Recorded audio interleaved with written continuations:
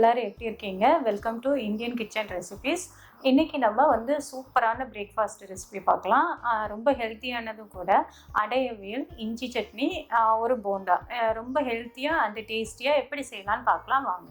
இப்போது நம்ம அடை செய்கிறதுக்கு நான் வந்து அரிசி பருப்பு எல்லாம் ஒன்றா சேர்த்து ஊற வைக்க போகிறேன். 1/2 கப்பு பச்சரிசி எடுத்துக்கிறேன், 1/2 கப்பு புழுங்கல் அரிசி எடுத்துக்கிறேன், 1/2 கப்பு பாசிப்பருப்பு எடுத்துக்கிறேன், 1/2 கப்பு துவரம்பருப்பு எடுத்துக்கிறேன், ஒரு 1/2 கப்பு கடலைப்பருப்பு எடுத்துக்கிறேன், 1/2 கப்பு உளுந்து பருப்பு எடுத்துக்கிறேன், வெந்தயம் ஒரு சின்ன ஸ்பூனில் ஒரு 1/4 ஸ்பூன் வெந்தயம் சேர்த்துக்கிறேன். இந்த அரிசி பருப்பு எல்லாம் நல்லா சுத்தமாக கழுவிட்டு இதை வந்துட்டு ஒரு 2 to 3 மணி நேரம் ஊற வச்சு ஆட்டிக்கலாம். இப்போது நான் இது கூடவே வடையும் செய்ய போகிறேன். அதனால ஒரு 1/2 கப்பு வந்துட்டு மட்டர் பருப்பு எடுத்துக்கிறேன், ஒரு ஸ்பூனுக்கு வந்து உளுந்து பருப்பு எடுத்துக்கிறேன். கழுவி இதுவும் ஒரு 2 மணி நேரம் ஊற வச்சுக்கலாம். இப்போது நம்ம அரிசி பருப்பு நம்ம ஊற வச்சோம் இல்லையா, அது வந்து சூப்பராக ஊறியிருக்கு. இப்போ வந்து அதை நம்ம கிரைண்டரில் போட்டு அரைச்சி எடுத்துக்கலாம். மிக்சியை விட கிரைண்டரில் போட்டு அரைச்சா அடை வந்து ரொம்ப நல்லா வரும்.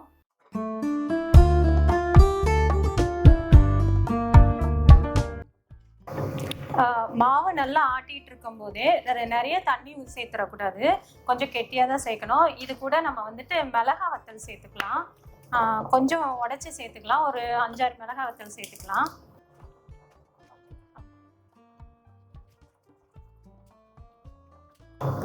இது கூட கொஞ்சம் பெருங்காயத்தூள் சேர்த்துக்கிறேன், கூடவே கொஞ்சம் உப்பு சேர்த்துக்கிறேன். மாவுக்கு தேவையான அளவு உப்பு சேர்த்துக்கலாம்.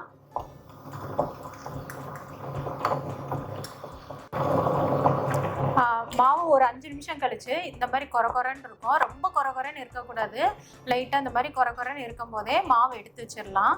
இப்போ போண்டாவுக்கு நம்ம ஊற வச்ச பட்டாணி பருப்பும் உளுந்த பருப்புமே நல்லா ஊறிடுச்சு. இதை வந்துட்டு நம்ம கிரைண்டரில் போட்டு ஆட்டி எடுத்துக்கலாம். இது வந்து மிக்சியில் செஞ்சால் சரியாக வராது, கிரைண்டரில் தான் செய்யணும்.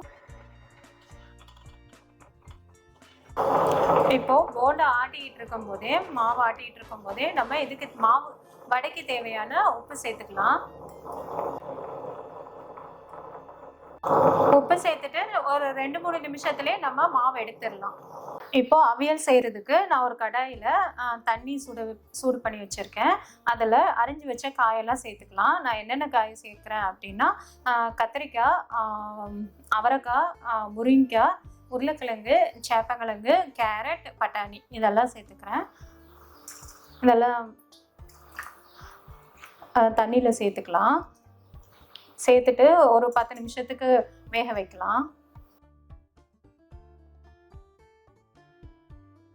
அவியலுக்கு இப்போ வந்து தேங்காய் அரவை வந்து அரைச்சிக்கலாம். அதுக்கு வந்து 1/2 முடி தேங்காய் எடுத்துக்கிறேன் நான். இது கூட 1 ஸ்பூன் ஜீரகம் சேர்த்துக்கலாம், ஒரு டீஸ்பூன் வந்து மஞ்சள் தூள் சேர்த்துக்கலாம், ஒரு 4 சின்ன வெங்காயம் சேர்த்துக்கலாம். ரொம்ப கொரப்பாக அரைக்கணும், மையாக அரைச்சிடக்கூடாது. இந்த மாதிரி வந்து அரவையை அரைச்சி எடுத்துக்கலாம். மசாலாலாம் இது மாதிரி நல்லா கொரன்னு இந்த மாதிரி நல்லா கொரன்னு அரைச்சோன்னே இது கூட கடைசியாக ஒரு 3 பச்சை மிளகாய் சேர்த்து இடிச்சுக்கலாம். இந்த மாதிரி காயெல்லாம் நல்லா வெந்ததுக்கப்புறம் குழஞ்சிடக்கூடாது. கொஞ்சம் நல்லா பதமாக வெந்ததுக்கப்புறம் நம்ம இடித்து வச்ச மசாலா வந்துட்டு இது கூட சேர்த்துக்கலாம்.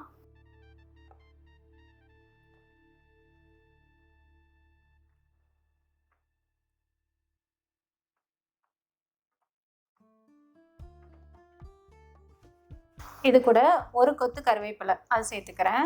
சேர்த்துட்டு நல்லா கிளறி விட்டுட்டு இந்த தேங்காயோட பச்சை வாசனை போகிற வரைக்கும் நம்ம வந்துட்டு ஒரு 2-3 நிமிஷம் மட்டும் போதும், மூடி வச்சிடலாம்.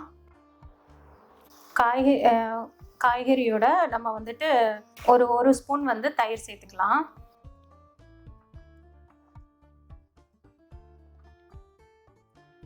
தயிர் சேர்த்துட்டு 1 நிமிஷத்துக்கு மூடி வச்சிடலாம். தயிர் சேர்த்து 1 நிமிஷம் கழிச்சு நான் 1 ஸ்பூனுக்கு வந்து தேங்காய் எண்ணெய் சேர்த்துக்கிறேன். தேங்காய் எண்ணெய் சேர்த்துட்டு ஒரு நிமிஷம் மட்டும் நம்ம மூடி வச்சிடலாம். நம்மளுடைய சூப்பரான அவியல் ரெடி ஆயிடுச்சு.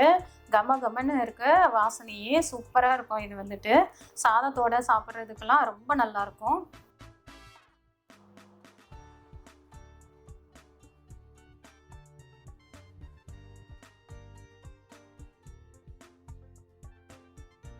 இப்போது இஞ்சி சட்னி செய்கிறதுக்கு நான் ஒரு கடாயில் 1 டேபிள் ஸ்பூன் ஆயில் சேர்த்துருக்கேன். அதில் ஒரு குழிக்கரண்டி வந்துட்டு உளுந்த பருப்பு சேர்த்துக்கிறேன். ஒரு அரை குழிக்கரண்டி வந்துட்டு கடலை பருப்பு சேர்த்துக்கிறேன். இதை நல்லா வறுத்துக்கலாம். இப்போது உளுந்த பருப்பும் கடலை பருப்பும் நல்லா வறுப்பட்டோடனே நல்லா செவக்க வறுத்தோடனே அதை தனியாக எடுத்து வச்சிடலாம். இப்போது அதே கடாயில் 1 ஸ்பூன் ஆயில் சேர்த்துட்டு பூண்டு சேர்த்துக்கிறேன். அது கூட ஒரு 200 கிராம் இஞ்சி அதை எடுத்திருக்கேன், அது சேர்த்துக்கிறேன். இந்த மாதிரி கட் பண்ணி வச்சுருக்கேன், சேர்த்துக்கிறேன். இஞ்சியும் பூண்டும் 1 நிமிஷத்துக்கு நல்லா வதக்கிக்கலாம். இஞ்சியும் பூண்டும் கொஞ்சம் வறுத்த உடனே நம்ம வந்து ஒரு 7-8 வத்தல் சேர்த்துக்கலாம். இது கூட காரத்துக்கு ஏற்ற மாதிரி நீங்கள் சேர்த்துக்கோங்க. இஞ்சி சேர்க்கறதுனால காரம் கொஞ்சம் கூடுதலாக இருக்கும். இது கூட கொஞ்சம் வெங்காயம் சேர்த்துக்கலாம். சின்ன வெங்காயம் சேர்த்துக்கலாம். இஞ்சி எவ்வளோ சேர்க்குறோமோ அவ்வளோ வெங்காயம் சேர்த்துக்கணும். இது கூட ஒரு சின்ன நெல்லிக்காய் சைஸு புளி எடுத்திருக்கேன், அது சேர்த்துக்கலாம். அது கூடவே ஒரு 2 ஸ்பூன் தேங்காய் சேர்த்துக்கலாம். அதையும் நல்லா வறுத்துக்கலாம். இது கூடவே பெருங்காயம் சேர்த்துட்டு இதை வந்துட்டு மிக்ஸி ஜாரில் போட்டு அரைச்சிக்கலாம். நம்ம மிக்ஸி ஜாரில் நம்ம வறுத்து வச்ச வெங்காயம், இஞ்சி, வத்தல், தேங்காய் இதோடு சேர்த்து நம்ம ஃபஸ்ட்டு வறுத்த இந்த பருப்பையும் சேர்த்துக்கலாம்.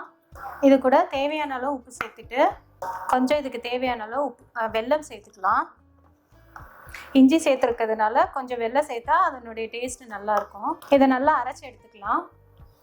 சட்னி தாளிச்சுக்கலாம். நான் அதுக்கு தாளிப்பு கரண்டி வச்சுக்கிட்டு கொஞ்சம் கடுகு சேர்த்துக்கிறேன்.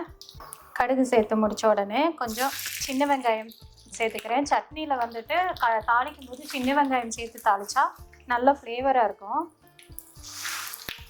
கருவேப்பிலை சேர்த்துக்கிறேன். இதை நம்ம தாளிச்சுக்கலாம்.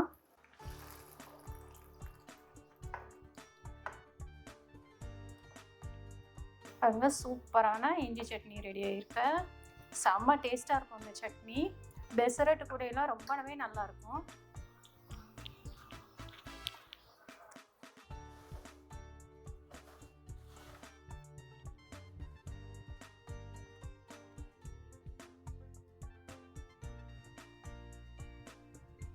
இப்போது போண்டா செய்கிறதுக்கு நம்ம அரைச்ச மாவு கூட ஒரு 2 ஸ்பூன் வந்துட்டு நம்ம அரிசி மாவு சேர்த்துக்கலாம்.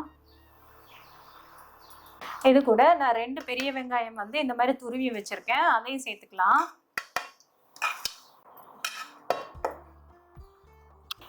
அது கூட இஞ்சி, பச்சை மிளகாய் இந்த மாதிரி இடித்து வச்சுருக்கேன், அதையும் சேர்த்துக்கலாம். இது கூடவே கொஞ்சம் பெருங்காயம் சேர்த்துக்கலாம். இதோட ஒரு 4 மிளகு சேர்த்துக்கிறேன். 1 ஸ்பூன் ஜீரகம் சேர்த்துக்கிறேன். இதை நல்லா கிளறிக்கலாம். இந்த போண்டா வந்து எங்கள் ஊரில் ஸ்பெஷல். இதை நான் ஏற்கனவே ஒரு வீடியோவில் நான் சொல்லியிருக்கேன். எங்களுக்கு எல்லாருக்கும் இந்த போண்டா ரொம்ப பிடிக்கும். கடலை மாவில் செய்கிற போண்டா விட இது வந்து ரொம்பவே டேஸ்ட்டாக இருக்கும். இதிலே வந்து முட்டை போண்டா கூட செய்யலாம். அதை ஒரு நாள் நான் செஞ்சு காமிக்கிறேன். போண்டா மாவு வந்துட்டு இந்த பக்கத்துக்கு வரணும். இப்போ போண்டாலாம் நம்ம செய்ய ஆரம்பிச்சிடலாம்.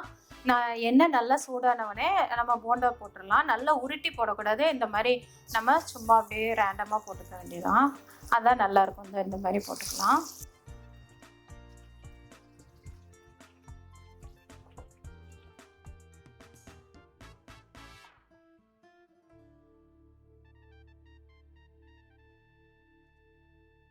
போண்டாலாம் நல்லா செவக்க வெந்த உடனே நம்ம எடுத்துக்கலாம். இது ஒரு தடவை வீட்டில் ட்ரை பண்ணி பாருங்கள், குழந்தைங்கள்லாம் விடவே மாட்டாங்க. அவ்வளோ டேஸ்ட்டாக இருக்கும் இது வந்துட்டு நார்மல் போண்டாவை விட.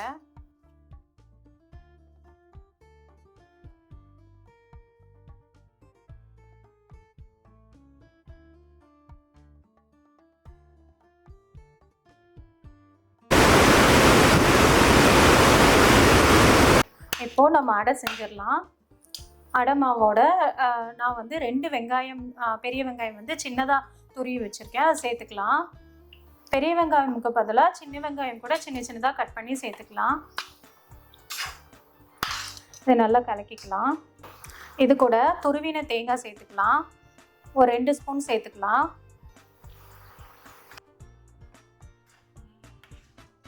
இதையும் நல்லா கலக்கிக்கலாம்.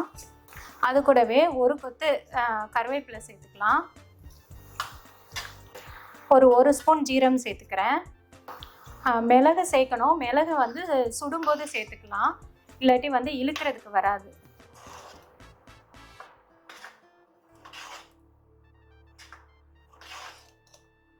இது கூட நான் ஒரு கொத்து முருங்கைக்கீரை சேர்த்துக்கிறேன்.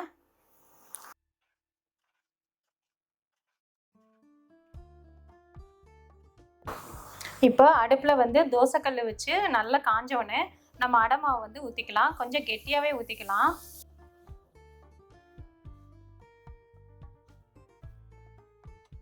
இது கூட இப்போ ஒரு 2 மிளகு சேர்த்துக்கிறேன்.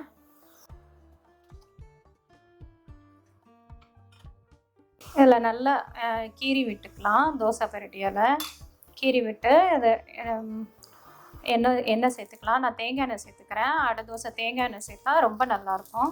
தேங்காய் துருவலுக்கு பதிலாக தேங்காய் சில்லு கூட நல்லா சீவி நல்லா பொன்னிறமாக வறுத்து கூட நம்ம இது கூட சேர்த்துக்கலாம்.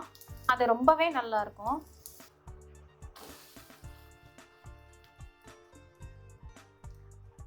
இந்த மாதிரி இரும்பு தோசைக்கல்ல செஞ்சீங்கன்னா அடை தோசை வந்துட்டு நல்லா ரோஸ்ட்டாக நல்லா வரும். சூப்பராக அடை தோசை ரெடி ஆகிருக்கு. இன்னொன்று நான் செய்கிறேன்.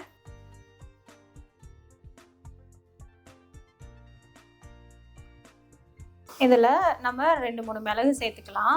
சேர்த்துட்டு கொஞ்சம் வெந்த உடனே நம்ம ஆயில் சேர்க்கலாம். உடனே ஆயில் சேர்க்கக்கூடாது.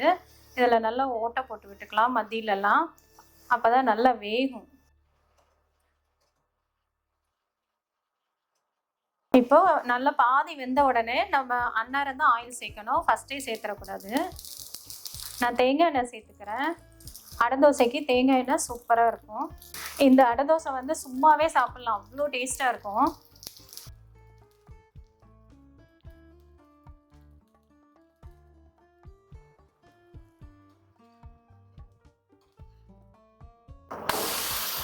பாருங்க எவ்வளோ ரோஸ்ட்டாக நல்லா செவந்து வந்திருக்குன்ட்டு. சூப்பராக இருக்கும் இந்த அடை தோசை.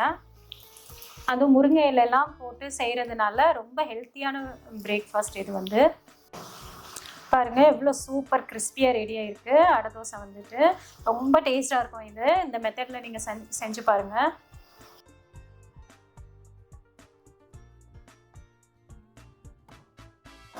மீன்வேல் நான் வந்து லஞ்சுக்கு ரெடி பண்ணிக்கிட்டு இருக்கேன்.